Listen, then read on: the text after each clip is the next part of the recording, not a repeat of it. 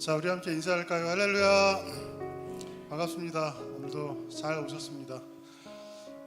오늘은 이제 목사님께서 5주간 안식월을 가셔서 오늘은 특별히 원당교회 원로 목사님 되신 우리 유선 목사님께서 말씀 전해주실 텐데, 또 기대하는 마음으로 함께 예배한다면 주님께서 큰 은혜 주실 줄로 믿습니다.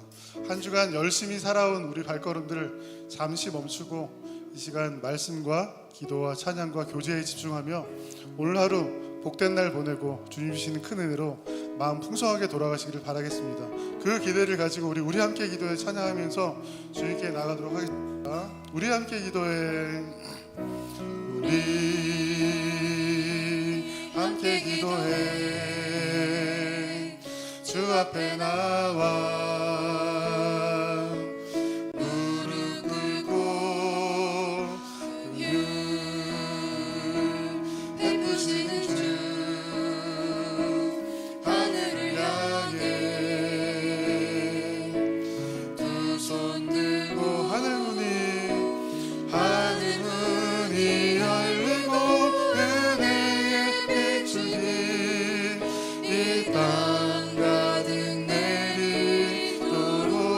마침내 주님, 마침내 주 오셔서 은혜 비추니 우리 위에 우리 한 번 더 찬양합시다. 우리 함께 기도해.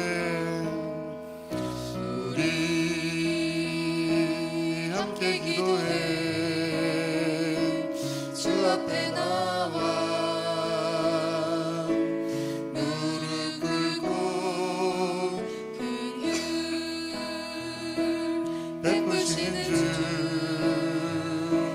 하늘을 향해 두 손 들고 하늘 문이 열리고 은혜의 주님 이 땅 가득 내리도록 하는 마침내 주님, 마침내 오셔서 은혜의 주님 우리 8월에 찬양합시다. 주내 아버지 크신 팔로, 주내 아버지 크신 팔로 날 덮으시. 주는 내 큰 능력, 주는 내 큰 능력 변함없이 우리를 아멘. 주의 손 날 붙드시네. 주의 손 날 붙드시네. 영원한 피난처 되십니다. 영원한 피난처 되시네. 아멘. 깊어진 한숨 속에도 변함없이 우리 한 번 더 처음부터 고백합시다. 주의 손 날 붙드시네. 주의 손 날 붙드시네. 주님이 영원한 피난처 되십니다. 영원한 피난처 되시네. 깊어진 한숨 속에도 변함없이 우리를 일으키시. 힘차게 찬양합시다. 주의 아버지, 주의 아버지 크신 팔로 날 덮으시네. 아멘. 주는 내 큰 능력 변함없이 우리를 일으키시네. 한 번 더 찬양합시다. 주의 아버지, 주의 아버지 크신 팔로 날 덮으시네. 주는 내 큰 능력 변함없이 우리를 일으키시네.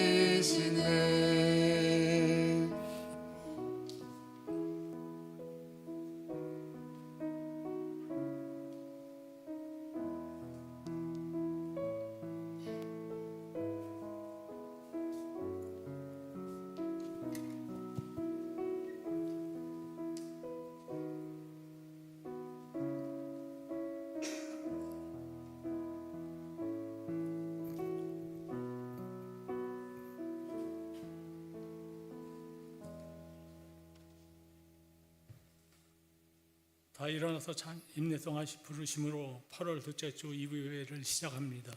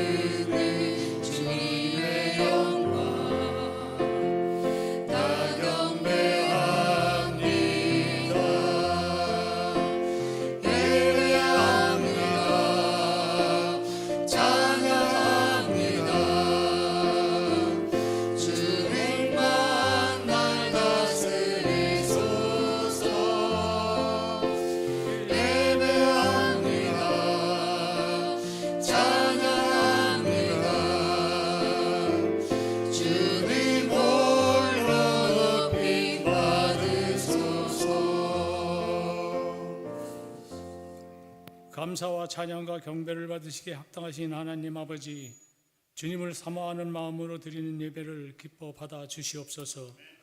거룩하신 예수님 이름으로 기도드립니다. 다 같이 성시교독 하겠습니다. 교독문 65번, 시편 149편입니다. 할렐루야, 새 노래로 여호와께 노래하며 성도의 모임 가운데서 찬양할지어다.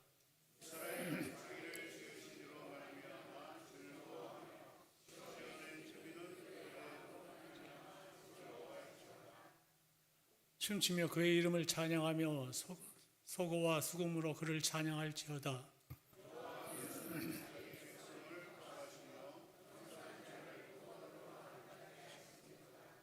성도들은 영광 중에 즐거워하며 그들의 침상에서 기쁨으로 노래할지어다.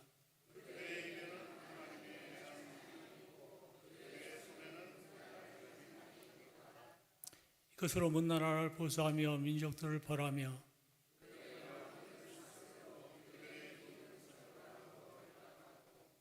다 같이 극한대로 판결하고 진행할지. 이런 영광이 그의 모든 성도들에게 있도다. 할렐루야, 아멘. 사도신경으로 신앙 고백하시겠습니다.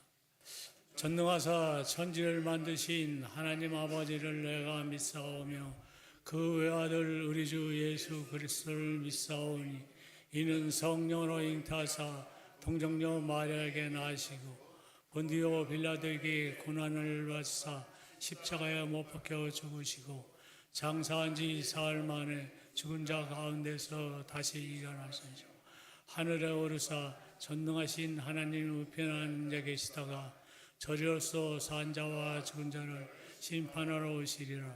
성령을 믿사오며 거룩한 공예와 성도가 서로 교통하는 것과 몸이 자여 주시는 것과 몸이 다시 사는 것과 영원히 사는 것을 믿사옵나이다.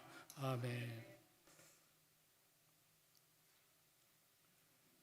다 앉으셔서 찬송가 찬양하겠습니다.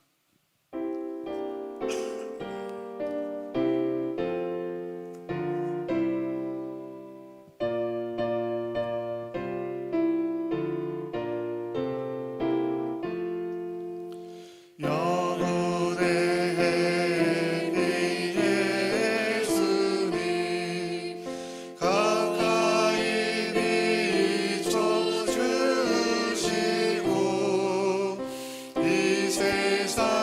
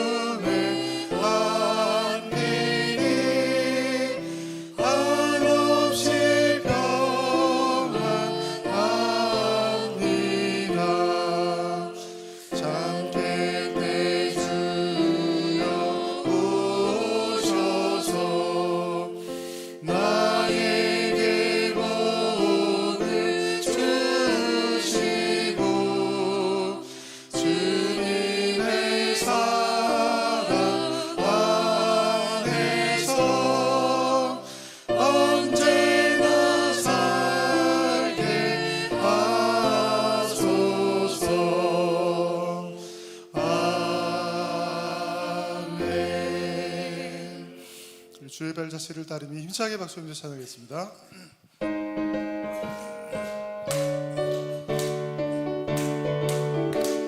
주의 발자취를 따르니 어찌 즐거운 일 아닌가. 마음의 밝은 산을 열리고 밝은 빛이 비친다. 발자취를 따라가자 기쁜 마음으로. 발자취를 따라가자 찬송하며 즐겁게. 아멘.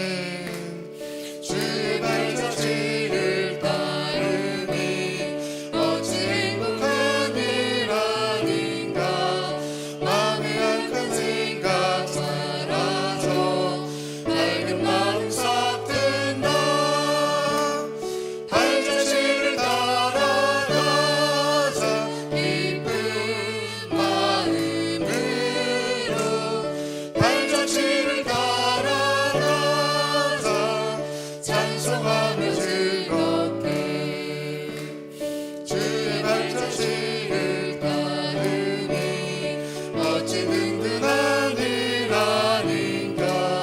마음의 어려움은 사라져 새로운 힘 솟는다.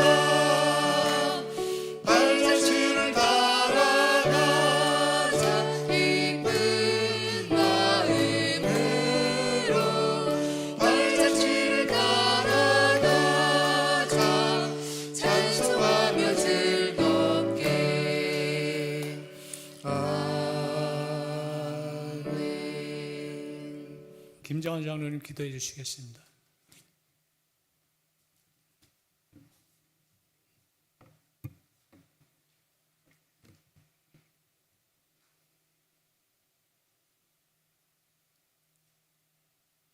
사랑과 은혜가 풍성하신 하나님 아버지, 연일 38구도를 넘나드는 폭염 속에서도 우리를 지켜주시고 오늘 거룩한 주일 예배의 자리로 나오게 하심을 감사합니다.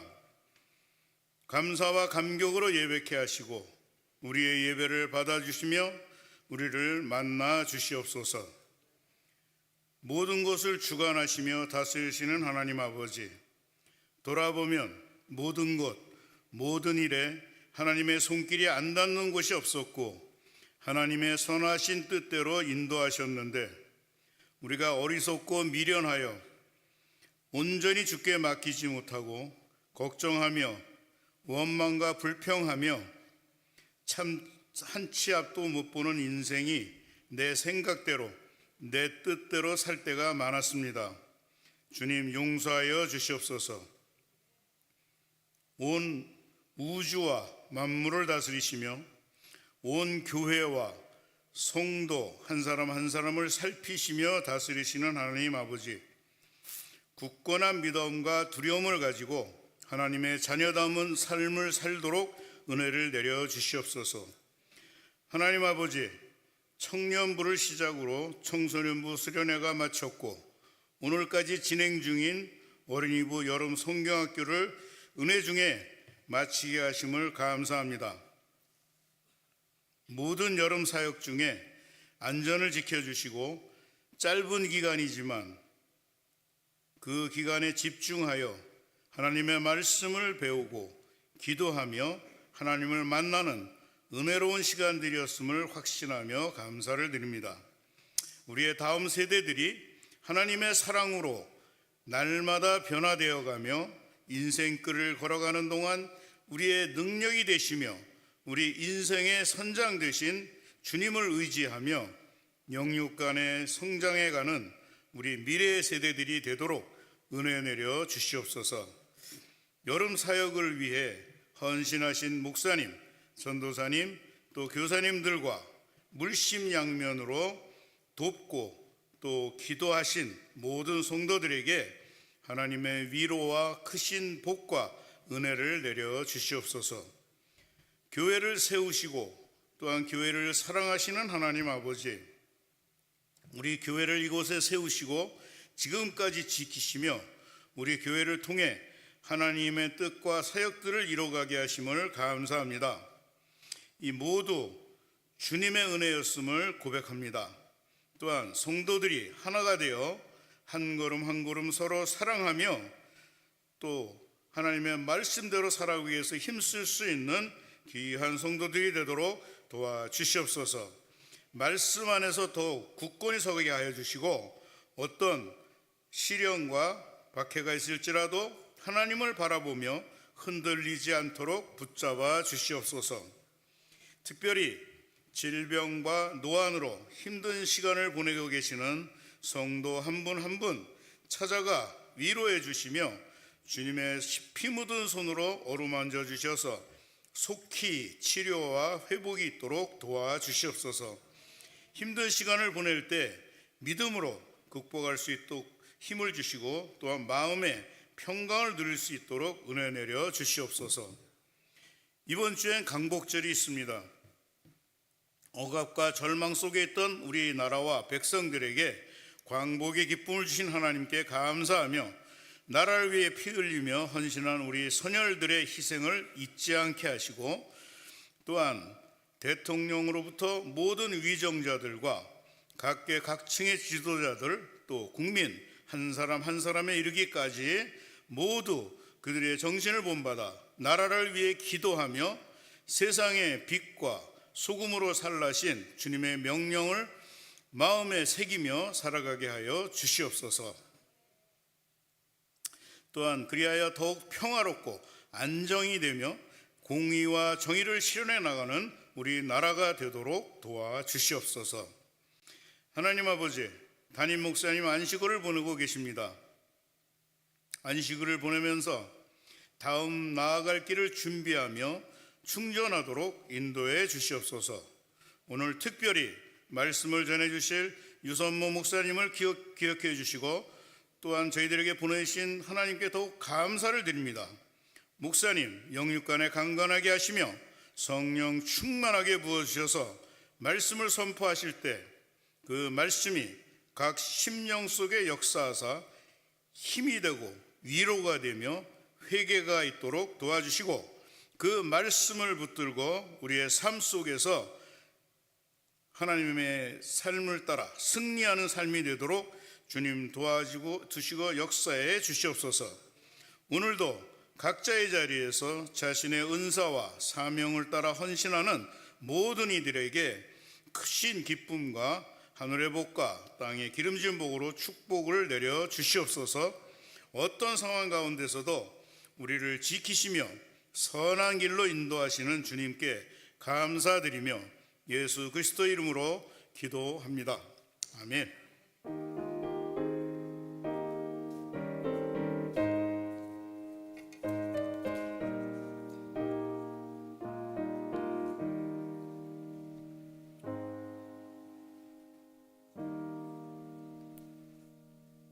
교회 소식을 전합니다. 어린이부 여름성경학교 중입니다. 은혜롭게 잘 마칠 수 있도록 기도를 부탁드립니다. 29차 성경 통독 이사야서 57장부터 예레미야 8절까지입니다. 많이 참여하여 주시길 바랍니다. 장명부 성경 회포가 9월 13일 강화 레르고빌 리조트에서 있습니다. 많이 참석들 바랍니다. 교회 종식 대접하신 박준석 성도님과 김동숙 권사님께 감사를 드립니다. 바울의 찬양 광고입니다. 예배 후 찬양 예배로 1시 30분에 인도하기로 하였습니다. 많이들 1시 30분까지 맞춰 참석하여 주시길 바랍니다. 하나님의 성경 봉독합니다. 하나님의 말씀은 누가복음 10장 25절에서 37절 신약 110쪽입니다. 찾으신 줄 알고 한 절씩 봉독합니다. 어떤 율법 교사가 일어나 예수를 시험하여 이르되 선생님 내가 무엇을 하여야 영생을 얻으리까?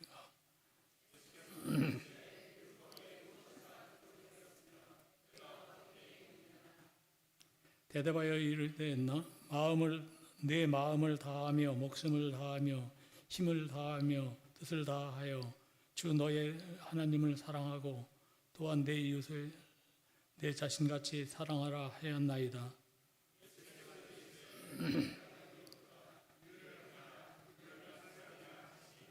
그 사람이 자기를 옳게 보이려고 예수께 여짜오되 그러면 내 이웃이 누구이니까?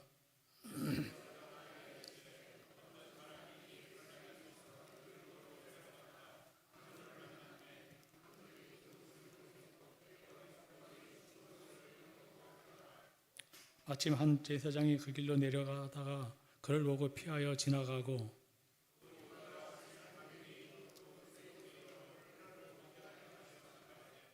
어떤 사마리아 사람이 여행 중 거기 이르러 그를 보고 불쌍히 여겨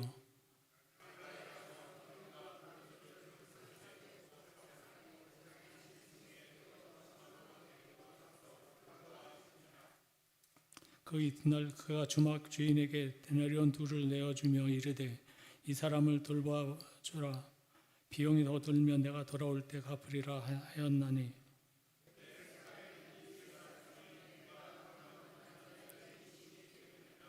다 같이요. 이르되 자비를 베풀 자이다. 예수께서 이르시되 가서 너도 이와 같이 하라 하시니라. 아멘.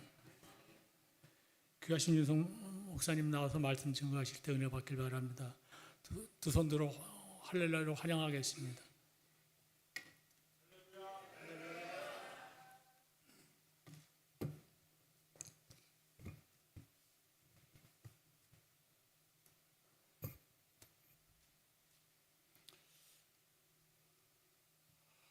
오늘 문화전제일교회 성도님들과 함께 예배를 드리면서 말씀을 전하게 됨을 감사드리고, 또 문화전제일교회는 제가 한 2차례 임시당회장을 하기도 했고, 과거에 이 교회를 섬겼던 목사님들, 오래전에 한 50년 전에 박 목사님이라는 분이 계셨습니다. 이름을 지금 잠깐 놓쳤는데, 그분 또 그 후에 김 목사님, 또 그 사이에 부교육자로 섬겼던 한기승 목사님, 또 뿐만 아니라 오광중 목사님, 여러 제가 아는 목사님들이 우리 문화전제일교회에서 섬기는 삶을 사셨습니다. 그래서 반갑고 또 가까운 이러한 마음이 가는 교회입니다. 하나님께서 지금도 문화전제일교회를 들어서 이 지역을 복음화시키고 하나님의 일들을 이루어 가시는 줄 믿습니다. 우리가 잘 아는 대로 신약 성경은 모두 66권으로 구성이 되어져 있지요. 쉽게 우리가 이해하려고 하면은 구구단에서 39, 27을 이해하시면 됩니다. 앞에 39가 구약 성경의 권수고 뒤에 27이 신약 성경의 권수로서 39, 27, 39 플러스 27 하면 66권 성경이 모두 66권으로 되어져 있다 하는 것을 우리는 이미 잘 알고 있습니다. 이 신약 성경 가운데서 제일 먼저 시작되는 부분을 복음서라 그렇게 이야기를 하지요. 신약 성경은 복음서와 또 역사서, 그 다음에 우리가 잘 아는 서신서, 그리고 마지막에 계시록, 크게 네 부분으로 구성이 되어져 있습니다. 그 가운데서 마태, 마가, 누가복음을 공관복음이라 그렇게 이야기를 하지요. 요한복음을 포함해서 우리는 부를 때에 사복음서라 이렇게 이야기를 합니다. 공관복음이라는 말의 의미는 같은 관점에서 기록됐다 하는 뜻을 가지고 있습니다. 그래서 공관이라 하는 단어를 쓰죠. 공적인 관점. 마태, 마가, 누가가 같은 관점을 가지고 같은 시각으로 같은 사건에 대해서 기록을 하고 있다고 하는 겁니다. 대개 이 공관복음에서는 주님의 역사적 행적과 가르침을 기록을 하고 있어요. 그리고 주로 북쪽 지방인 갈릴리 지역에서 사역했던 사건들을 기록을 합니다. 그리고 대개 그 내용이 비유로 되어져 있는 부분이 많고 기적과 사건 중심으로 현장에 관한 보고서 형태로 되어져 있는 부분들이 공관복음에 해당이 됩니다. 이에 반해서 요한복음은 좀 다른 특징을 가지고 있습니다. 공관복음이 기록된 이후에 요한복음이 기록이 되어졌습니다. 이 요한복음은 주님의 신성을 강조하고 그분의 영적인 의미를 강조하는 측면에서 사도 요한이 기록을 했습니다. 그래서 이 요한복음은 이 공관복음과는 좀 다른 특징이 있어요. 주로 남쪽 지방인 예루살렘과 유다 지방, 유대에서 예수님이 사역했던 내용들이 집중적으로 나타나는 부분이 이 요한복음입니다. 물론 공관복음에서도 예수님께서 남쪽에서 잠시 사역한 기록들이 있습니다만은 거의 대부분이 갈릴리 지방입니다. 남쪽 사건은 요한복음에서 기록을 하고 있다고 하는 거죠. 그리고 이 요한복음에는 강론이 긴 설교가 여러 편 기록이 되어져 있고 뿐만 아니라 7가지 표적이 나타나 있습니다. 이 표적이라고 하는 것은 주님께서 어떤 사건을 통해서 자신이 그리스도요 메시아임을 나타내는 의미로 말씀하신 부분을 가리켜서 표적이라 그렇게 이야기들을 하지요. 그리고 요한복음은 주님에 대한 신학적인 측면을 많이 강조하고 있습니다. 그래서 이 사복음서는 이 신약 성경의 기초가 되고 시작이 된다 하는 거지요. 오늘 우리가 살피려고 하는 이 내용은 너무나 잘 알고 있는 선한 사마리아 사람의 비유를 이야기를 합니다. 이 비유는 사복음서에서 누가복음에만 딱 한 번 등장을 합니다. 마태, 마가, 누가복음에는 같은 사건이 다 기록이 되어져 있는 이 부분들이 많습니다. 어떤 쪽에서는 같은 사건인데 좀 더 길게 기록이 됐고 또 어떤 부분에서는 짧게 기록이 되어져 있어요. 이걸 다 합쳐서 우리가 그 사건을 이해할 때에 그 사건이 주는 온전한 의미를 바르게 이해할 수가 있습니다. 그러므로 어떤 사건이 공관복음에 기록되어 있다고 할 때에는 그 세 곳에 있는 것을 다 보아서 무엇을 이야기하려고 하느냐 하는 것을 찾으면 되지요. 근데 이 본문의 내용은 누가복음에만 유일하게 기록이 되어져 있습니다. 요한복음에도 나타나질 않습니다. 우리는 이 비유를 너무 잘 알고 있죠. 제가 이 시간 설교로 말씀드리지 않아도 너무 잘 알고 있는 말씀입니다. 근데 우리는 이 비유를 생각할 때 어떤 생각을 갖느냐? 선한 사마리아 사람이 돼야 한다 하는 정도로만 이해하고 넘어갈 때가 많이 있어요. 그런데 이 비유는 그것만을 우리에게 이야기하려고 하는 것이 아니라고 하는 것을 여러분 기억하셔야 돼요.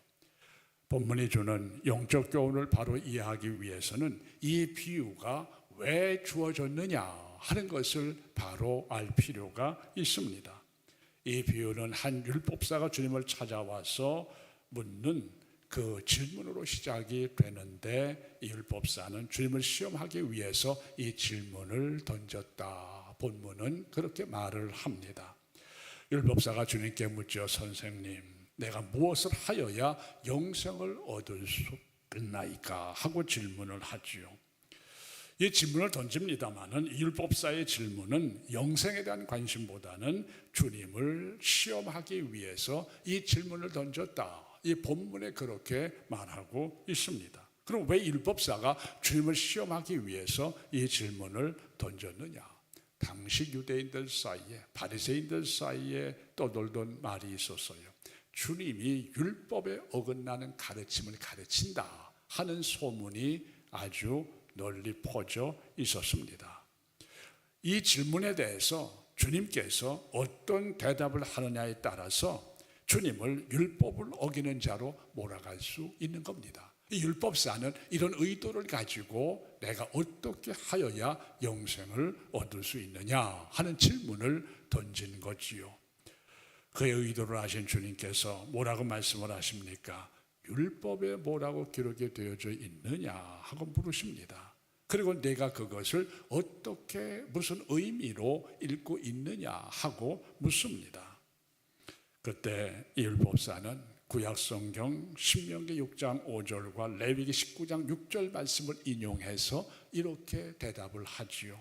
내 마음을 다하며 목숨을 다하며 힘을 다하며 뜻을 다하며 주 너희 하나님을 사랑하고 또한 이웃을 자신과 같이 사랑하라 하였나이다. 대답을 합니다. 이때 주님께서 뭐라고 말씀을 하십니까? 내 말이 옳도다. 이를 행하라. 그리하면 살리라. 말씀을 하시죠. 이 율법사가 이 말을 들은 이후에 자기를 옳게 보이기 위해서 또다시 질문을 던지게 됩니다. 그러면 내가 사랑해야 할 내 이웃이 누굽니까? 하는 질문을 던지게 돼요. 이 질문의 의도가 뭐냐? 나는 하고 있다는 겁니다. 나는 사랑하고 있다는 겁니다. 그러면서 주님을 향해서 누가 내 이웃이냐 하는 질문을 던지면서 이제 자기 의도대로 주님이 대답을 해주시면은 나는 그렇게 합니다 하고 자신 있게 대답하고자 하는 생각을 갖고서 자기를 의롭게 보이기 위해서 이 질문을 던진 거지요. 이때 주님께서 이 질문에 대한 대답으로 하신 것이 오늘 이 본문에 나오는 사마리아 사람에 관한 비유입니다. 그러므로 선한 사마리아 사람의 비유는 나의 이웃이 누굽니까 하는 질문에 대한 답변이라고 하는 것을 우리가 먼저 기억할 필요가 있습니다. 어떤 사람이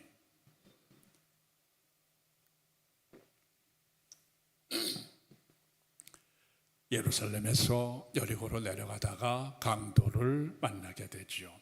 예루살렘은 해발 760m의 고지대에 위치해 있어요. 가보신 분은 아시겠습니다만은 이 예루살렘은 고지대에 위치해 있어요. 산 등성이에 위치해 있어서 상당히 높습니다. 여리고는 아래로 내려와서 바다 표면은 해수면보다 250m 정도 아래 위치해 있는 지역입니다. 그래서 이 예루살렘에서 여리고로 내려가려고 하면은 한 36km 정도의 거리가 되는데 이 길을 내려갈 때 굉장히 험합니다. 그리고 가파릅습니다. 암석이 많습니다. 그래서 이곳에 강도들이 자주 출몰을 하곤 했어요. 오늘 이 말씀을 보면은 이 강도들이 많이 출몰을 해서 많은 사람들이 이 길을 갈 때 어려움을 당했다 하는 역사적인 기록들이 남아 있습니다. 구약 성경을 기록할 때에 히브리어로 기록이 되어져 있지요. 히브리어로 구약 성경 기록이 되어져 있는데 이스라엘 백성들이 여러 가지 전쟁과 포로 생활에 의해서 나중에는 흩어지게 됩니다. 많은 유대인들이 디아스포라 돼서 흩어져 살면서 이 이집트 쪽에도 많이 가서 살았어요. 특별히 이집트 북쪽의 알렉산드리아라고 하는 그 지역에 많이 살아갔고 그 알렉산드리아가 신학적으로 굉장히 상당히 탁월한 지역으로 교회사에 각인되는 지역 가운데 하나입니다. 그곳에 디아스포라돼서 흩어졌던 유대인들이 많이 살았는데 세월이 많이 가다 보니까 히브리어를 잊어버린 거예요. 그래서 히브리어를 읽을 수가 없었어요. 대신 헬라어를 알고 있었습니다. 그곳에 살던 유대인들이 우리 민족의 정통성을 잃어서는 안 되겠다, 잊어버려서는 안 되겠다. 그리고 우리 후손들에게 구약 성경을 제대로 읽도록 해서 민족성을 고취시켜야 되겠다 해가지고 이 히브리어 구약 성경을 헬라어 구약 성경으로 번역을 하게 됩니다. 그 번역을 할 때에 알렉산드리아에 있는 유대인들의 지도층이 이 이스라엘의 산헤드린 공회에 요청을 합니다. 이 히브리어 구약 성경을 헬라어로 번역할 수 있는 학자들을 보내주십시오 해서 72명의 학자들이 그곳에 가서 히브리어 구약 성경을 헬라어 구약 성경으로 번역을 하게 돼요. 이렇게 번역된 헬라어 구약 성경을 셉투아진트라, 우리가 흔히 한글로 70인경이라 하는 성경이죠. 왜 70인경이냐? 72명이 번역을 했기 때문에 그 숫자에 맞춘 겁니다.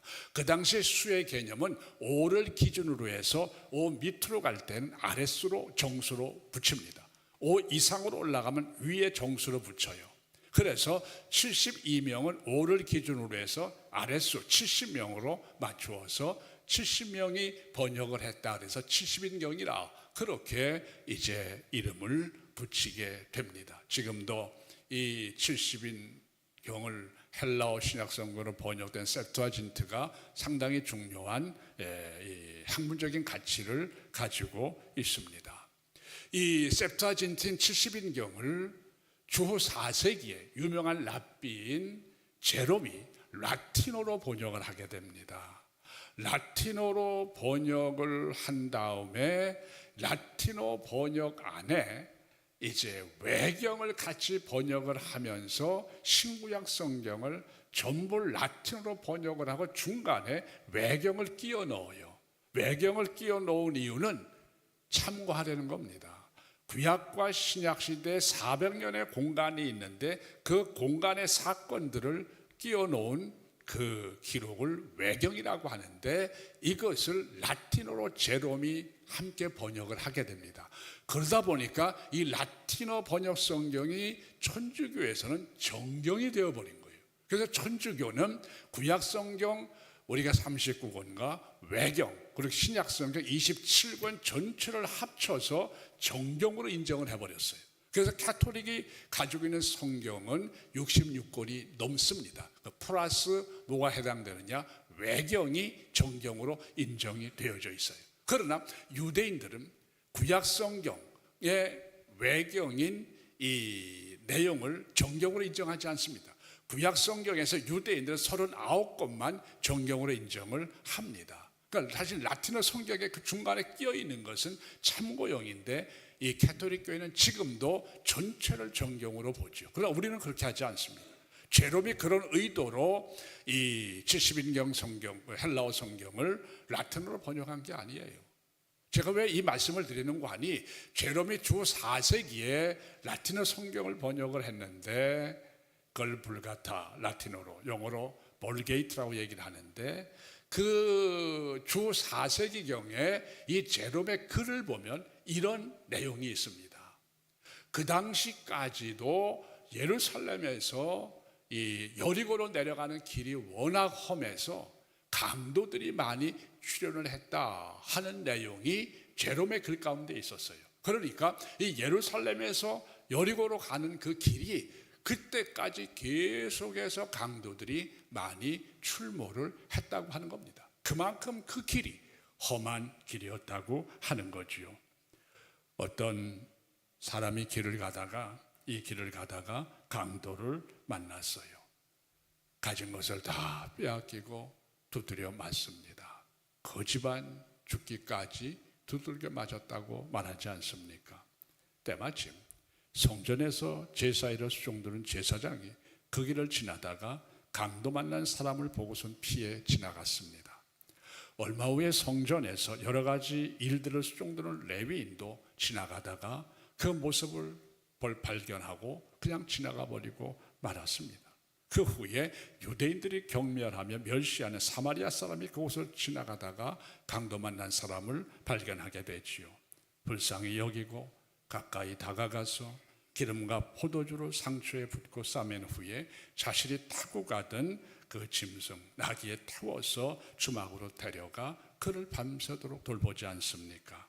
이튿날 아침에 길을 가야 하기 때문에 주인에게 2데나리온을 주면서 부탁을 하죠. 이 사람을 돌보아 주십시오.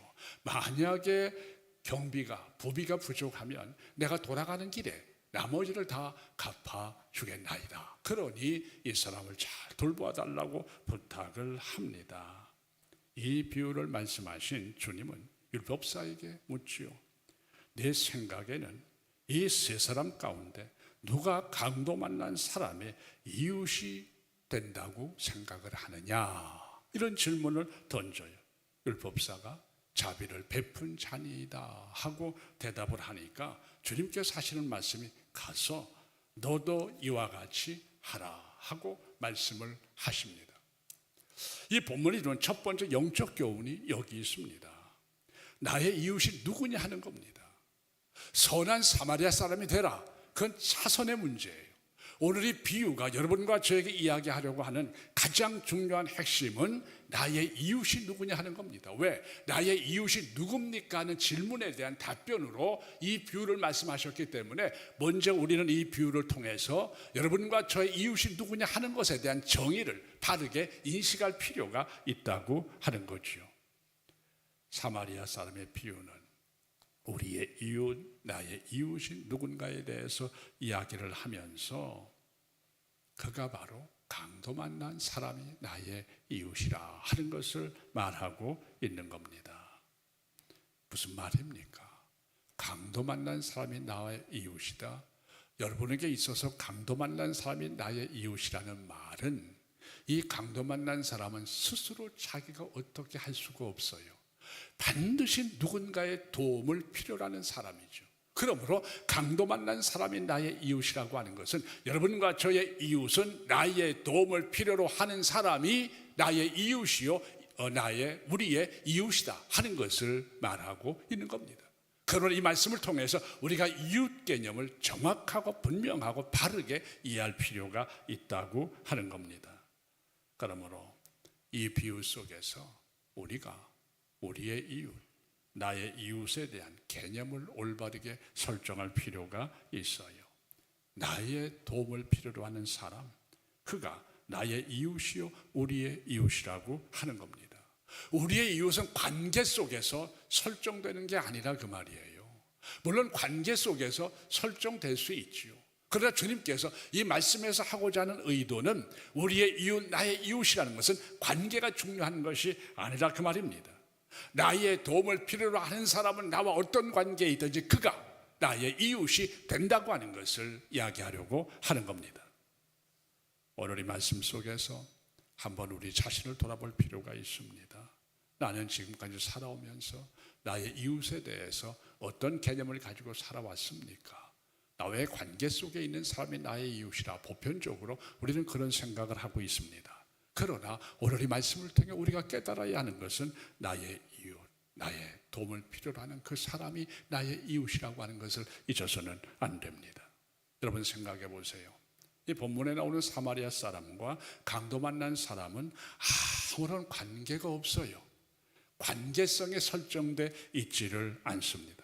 그냥 지나가다 만난 사람일 뿐이죠. 그러나 도움이 절실히 필요했기에 기꺼이 강도 만난 사람의 이웃이 되어줬어요. 사마리아 사람이 그렇게 했다고 하는 거죠. 아무 상관관계가 없어요. 만나본 적도 없어요. 이익관계가 없어요. 친척관계도 없습니다. 인과관계가 없어요. 그러나 길을 가다가 자기 도움이 아니면 죽기 때문에 결국은 그가 사마리아 사람의 이웃이 되었고 사마리아 사람이 그를 돕게 되었다고 하는 겁니다. 그러므로 이 비유가 주는 첫 번째 영적 교훈은 관계가 아니라 나의 도움을 필요로 하는 사람이 나의 이웃이라고 하는 이 개념 정립을 우리가 바로 할 필요가 있다고 하는 겁니다.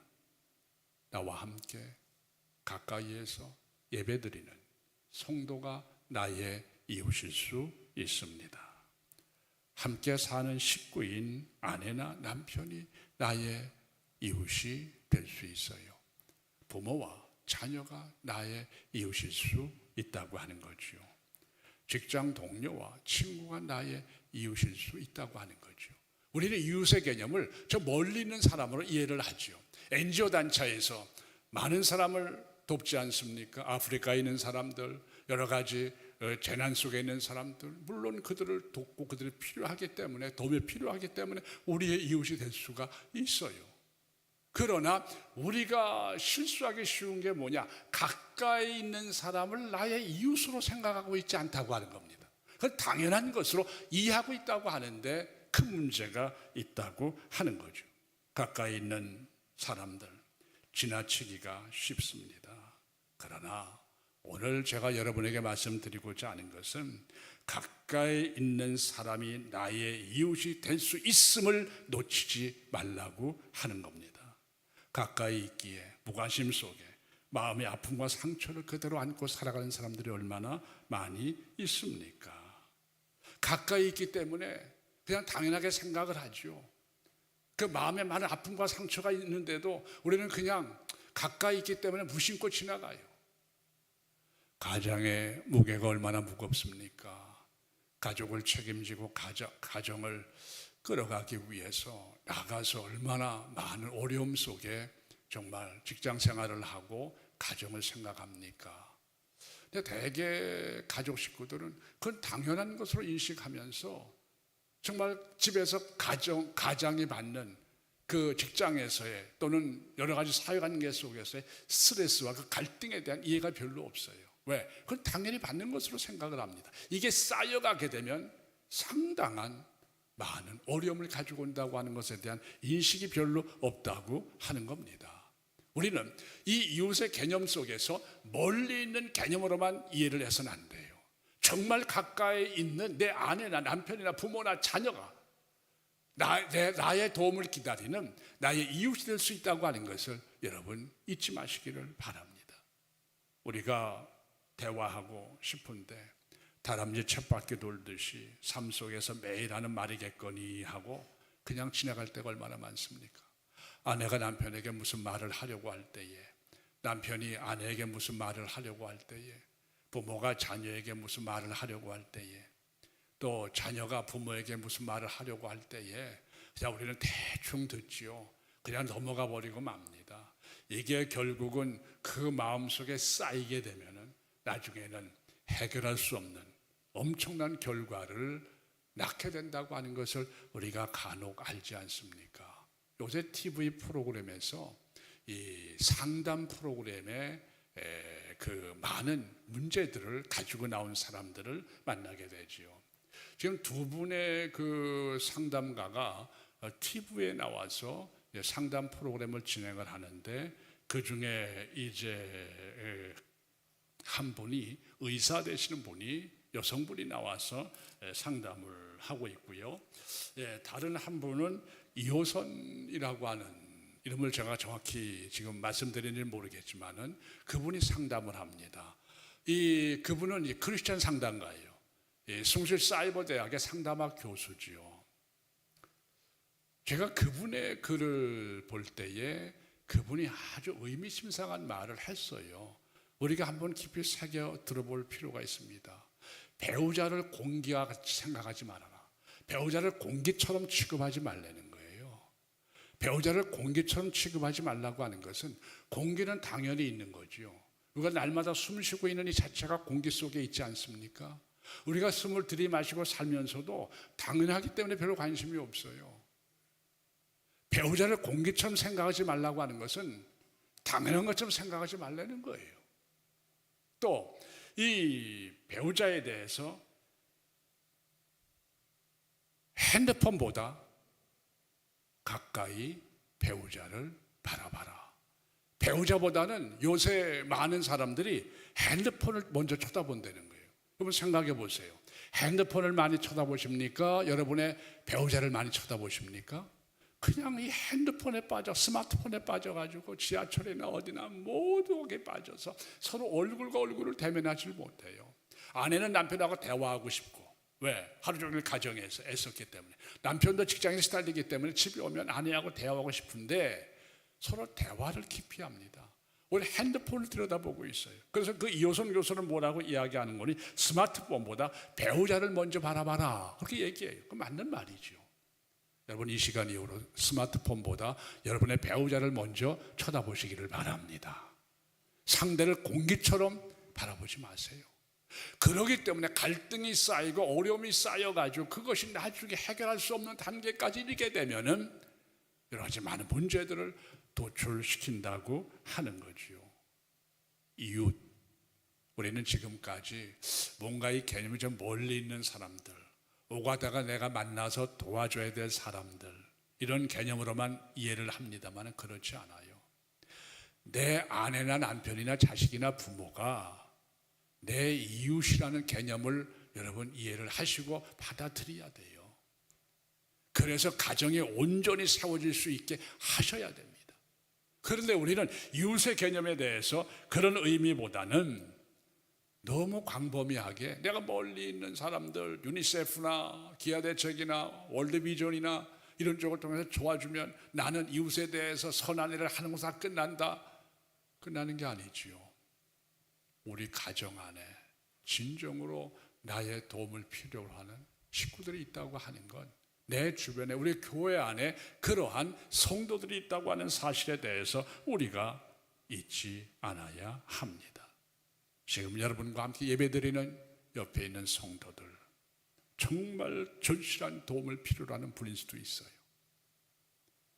정말 가까이 있는 분이 말은 못하지만은 나의 손길을 기다리는 분들이 있습니다. 지금 나의 도움을 필요로 하는 사람이 누구인가를 한번 깊이 생각해 보시기를 바랍니다. 이건 대단히 중요한 문제예요. 이건 그냥 지나갈 문제가 아니라고 하는 거죠.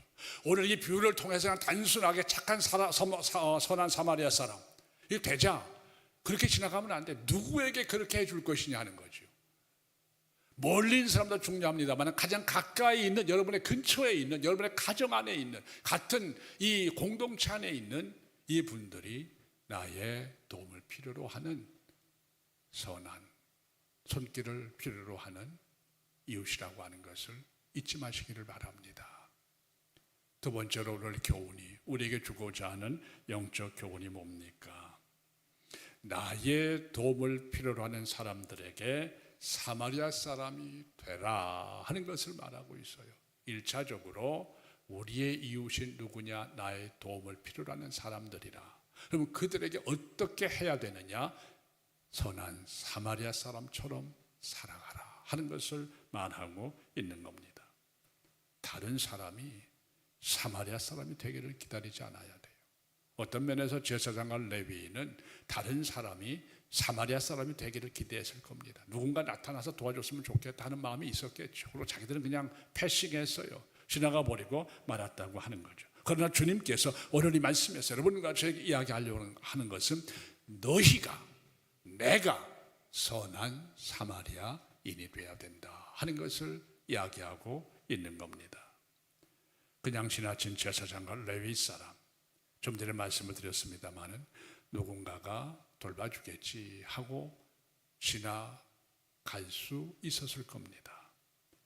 내가 여기서 어물거리다가는 나도 강도 만나기 십상일 것이다 하는 생각에 그냥 지나갈 수도 있었을 겁니다.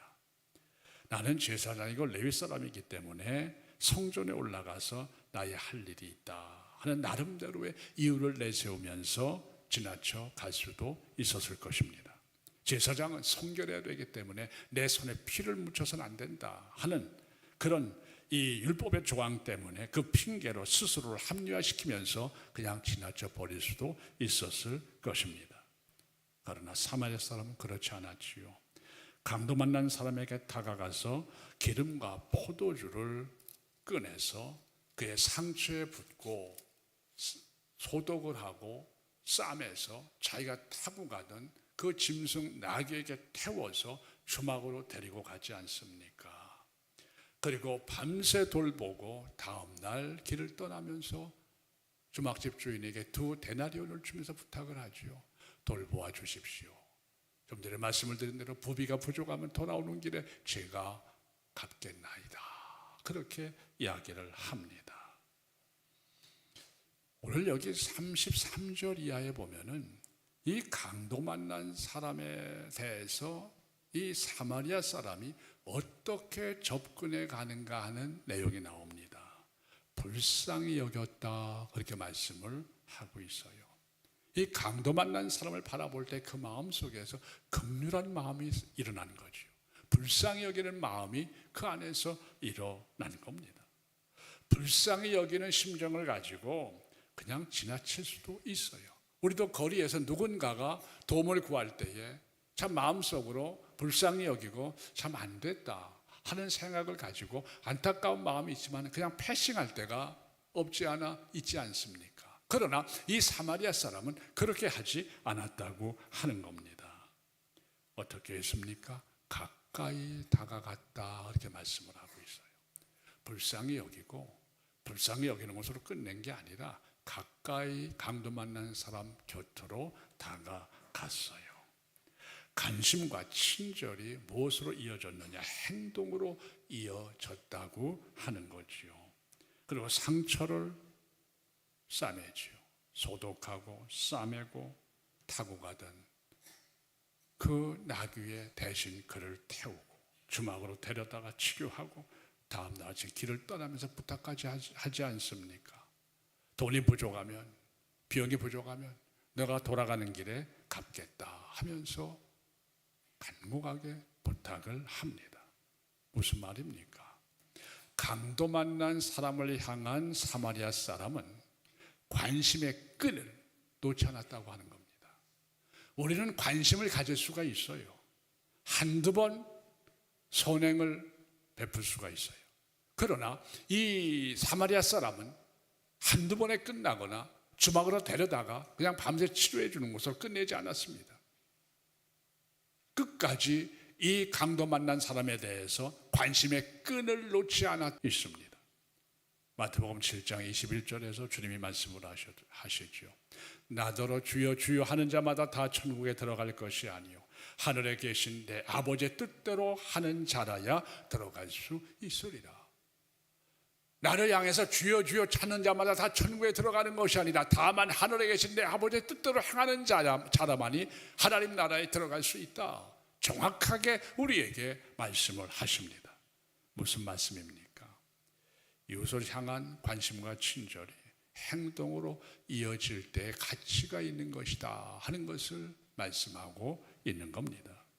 이웃을 향한 관심과 친절이 우리 삶 속에서 과연 나에게 있는가 하는 것들에 대해서 우리가 스스로에게 물어볼 필요가 있어요. 나는 오늘 이 강도를 만난 사람들 앞을 지나가는 세 사람 가운데 어떤 사람이라고 생각하는가 하는 점에 대해서도 우리 스스로에게 질문을 던질 필요가 있다고 하는 거죠. 사마리아 사람, 유대인들이 경멸하는 사람이었어요. 왜 경멸했느냐? 이방인의 피가 섞였다는 이유로 이 유대인들은 사마리아 사람을 굉장히 경멸하며 싫어했습니다. 사실 그 기원은 같은 유대인이었어요. 그런데 주전 722년에 북쪽 이스라엘 왕국이 아수르에게 멸망을 당하게 됩니다. 아수르 제국의 멸망을 당한 후에 그 아수르 제국에서 자기들의 사람들을 북왕국 이스라엘 지역으로 이주를 시켜요. 그리고 그 북왕국 이스라엘 땅에 살던 사람들과 결혼하게 해서 이 쉽게 이야기하면 호녀라가 그 가운데서 태어나게 만들게 됩니다. 이게 아수르의 정책이었어요. 점령지에다가 자기들의 남자를 보내서 그 지역을 완전히 이제 쉽게 말하면은 아수르화한다고 하는 거지요. 이로 인해서 민족의 정통성을 상실했다는 이유로 남쪽 유다 왕국에 살던 유대인들은 사마리아 사람들을 굉장히 싫어했습니다. 근데 그럼 남쪽 유다 왕국도 순수한 혈통을 가지고 있느냐? 그렇지 않습니다.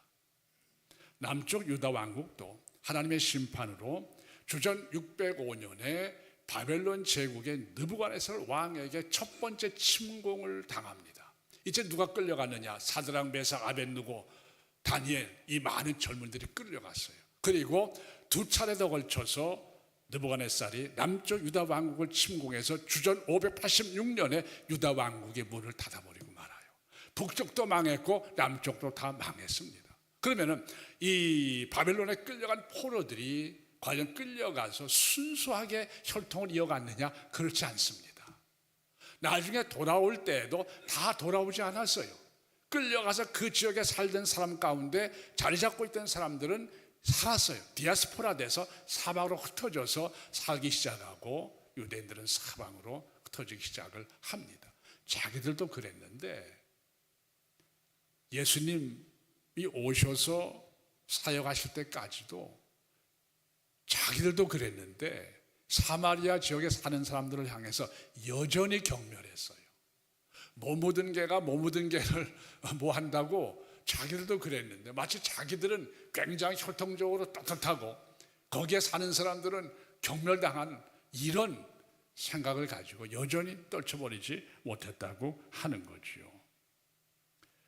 주님께서 왜 이 비유를 말씀하시면서 유대인들이 경멸하는 사마리아 사람을 비유의 주인공으로 들어서 말씀을 하셨겠느냐 하는 것도 우리가 생각해 볼 필요가 있습니다. 왜 주님께서 하필이면 사마리아 사람을 들어서 이 비유의 주인공이 되게 하셨냐 하는 거죠. 그것은 유대인들의 잘못된 편견과 교만을 깨트리시기 위해서 사마리아 사람을 주인공으로 해서 이 비유를 말씀을 하신 겁니다. 누가 진정한 하나님의 사람이며 참된 그리스도인인가를 보여주기 위해서 이 비유를 우리에게 말씀하고 있는 겁니다. 주님은 율법사를 향해서 가서 너도 이와 같이 하라 말씀하시지 않습니까? 여러분 한번 생각해 보세요. 여러분이나 저나 우리 모두가 이 주님의 비유 앞에서 자유로울 수 있습니까? 나는 떳떳하다고 말할 수 있습니까? 나는 선한 사마리아 사람이라고 자신 있게 이야기하며 말할 수 있느냐 하는 거지요. 성도라는 말로 위장된 제사장이나 레위인은 아닙니까? 우리 스스로에게 질문해 볼 필요가 있다고 하는 거죠. 이 말씀 앞에서 나는 누구인가를 돌아볼 수 있어야 돼요. 정말 이 비유, 선한 사마리아 사람의 비유 앞에서 내가 어디에 해당되는 사람인가? 떳떳하게 정말 하나님 앞에서, 주님 앞에서 나는 선한 사마리아 사람에 해당이 됩니다, 이렇게 자신 있게 말할 수 있느냐 그 말이에요. 우리 자신을 이 비유를 통해서 돌아봐야 돼요. 단순히 선한 사마리아 사람이 되자 하는 정도로 지나가는 게 아니라 이 말씀 앞에서 우리 자신을 살피고 돌아볼 필요가 있다고 하는 겁니다. 말씀을 맺고자 합니다. 이 비유는 우리가 너무나 잘 아는 비유죠. 제가 설교하지 않아도 너무나 잘 압니다. 그런데 이 비유가 주는 핵심적인 교훈을 놓칠 때가 많아요. 나의 이웃이 누굽니까? 하는 질문에 대한 비유라고 하는 거죠. 나의 이웃이 누굽니까? 관계 속에 있는 사람이 아니라 나의 도움을 필요로 하는 사람이 나의 이웃이라고 하는 것을 주님께서 우리에게 이야기하고 계시는 겁니다. 여기 앉아 함께 예배드리는 옆에 있는 우리 성도들이 나의 이웃이에요. 우리 가정 안의 식구들이 나의 이웃이에요. 사랑하는 아내와 남편이 나의 이웃입니다. 부모와 자녀들이 나의 이웃이라고 하는 거죠. 직장의 동료들, 또 친구들이 나의 이웃이라고 하는 것을 오늘 이 말씀을 통해서 우리가 다시 한번 기억할 필요가 있습니다. 멀리 있는 이웃도 중요하지만은 이제 우리가 시선을 돌려서 이 시대의 많은 문제점 가운데 가정들이 얼마나 많은 어려움을 겪고 있습니까? 우리 가정을 돌아볼 수 있어야 돼요. 우리 가정 안에 내 손길을 기다리고 있는 식구들이 있다고 하는 거죠. 우리 가정 안의 배우자를 공기처럼 대하지 마시고 스마트폰보다 먼저 배우자를 쳐다보시기를 바랍니다. 많은 사람들이 이 문제 때문에 고통을 안고 있어요.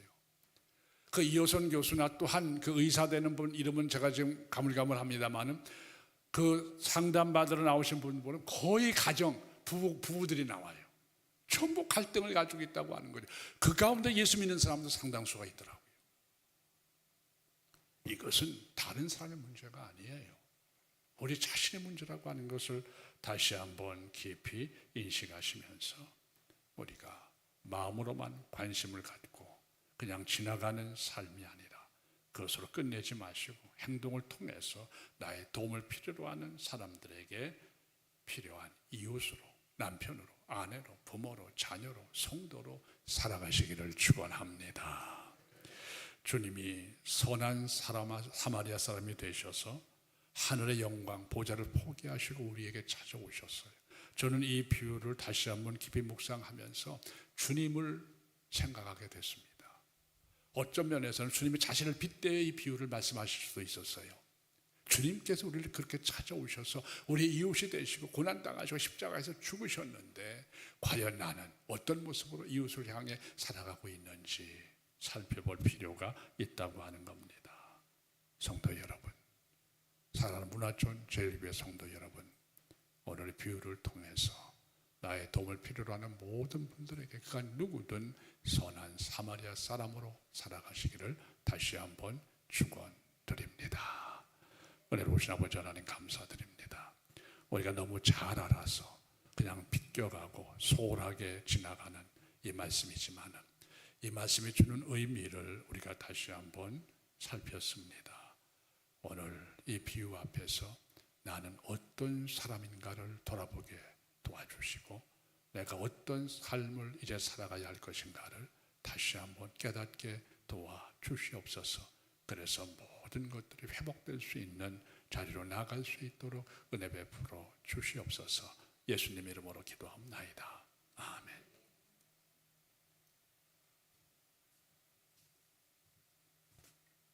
귀한 말씀에 감사를 드립니다. 찬양하시며 헌금 봉헌하겠습니다.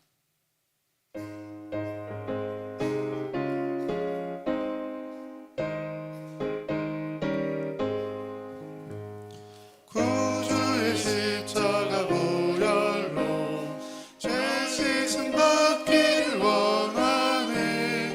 내 죄를 씻으신 주 이름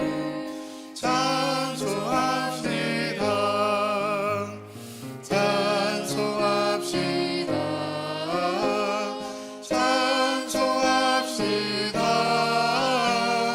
내 죄를 씻으신 주 이름 찬송합시다.